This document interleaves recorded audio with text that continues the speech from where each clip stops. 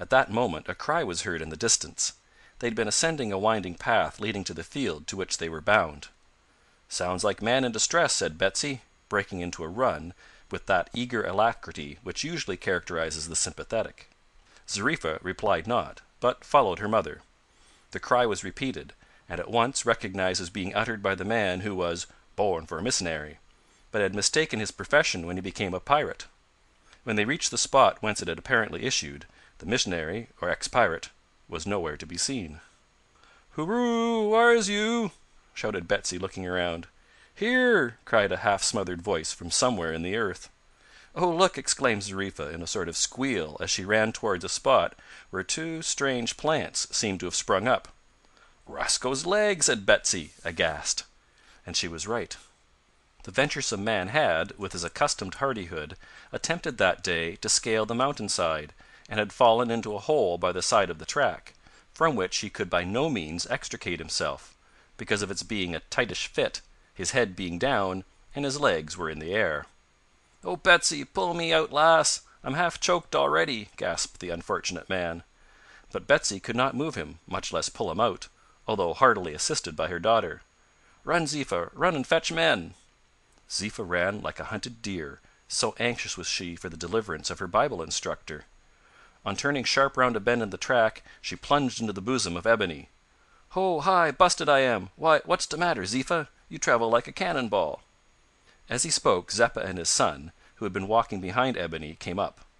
The panting child only replied, "Rosco, queek!" and ran before them to the fatal spot. Need we say that in a few moments the "born missionary" was drawn like a cork out of a bottle, and set down right end up. Then they carried him to a clear space whence the sea was visible, condoling with him as they went. But here all thought of the accident and of everything else was banished for the moment by the sight of a ship on the horizon. It turned out to be the mission vessel, with supplies, and with a young native missionary or Bible reader. And thus in a few days not only Betsy Waroonga, but Ongoloo and Wapoota, with Lippy and her mother and Orlando, were enabled to return to Sugar loaf Island. The joy of the Sugarlovians at the return of their chiefs and friends is not to be described, for, despite the assurances of Waroonga, they had begun to grow uneasy.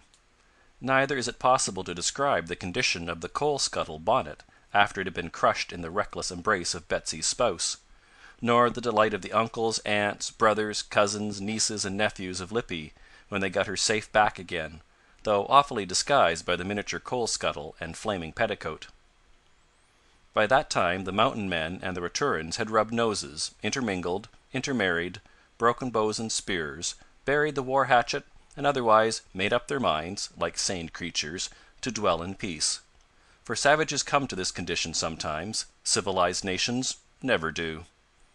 Great, therefore, was their satisfaction when their mourning, at the prospect of losing Waroonga, was turned into joy by the decision of the young native teacher, who volunteered to take his place, and remain with them as their permanent instructor in the way of righteousness.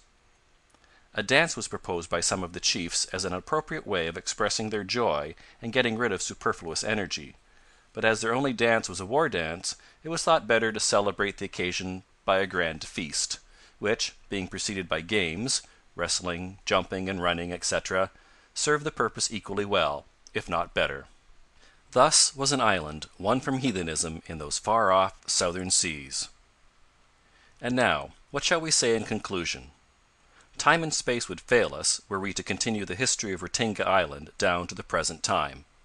We can only add that Waroonga and Betsy returned home, that a stalwart son of Tomeo went in after years to Sugarloaf Island and carried off Lippy as his bride, along with her mother, that a handsome son of Ongoloo took revenge by carrying Zariffa away from Ratinga without her mother, that regular and frequent intercourse was set up between the two islands by means of a little schooner, that Ebony stuck to his master and mistress through thick and thin to a good old age, that Orlando went to England, studied medicine, and returned again to Ratinga with a fair daughter of that favoured land, that Wapoota's morals improved by degrees, that Buttchee became more reconciled to European dress as he grew older, and that the inhabitants of the two islands generally became wiser and happier, though of course not perfect, through the benign influence of that gospel which teaches man to do to others as he would have others do to him.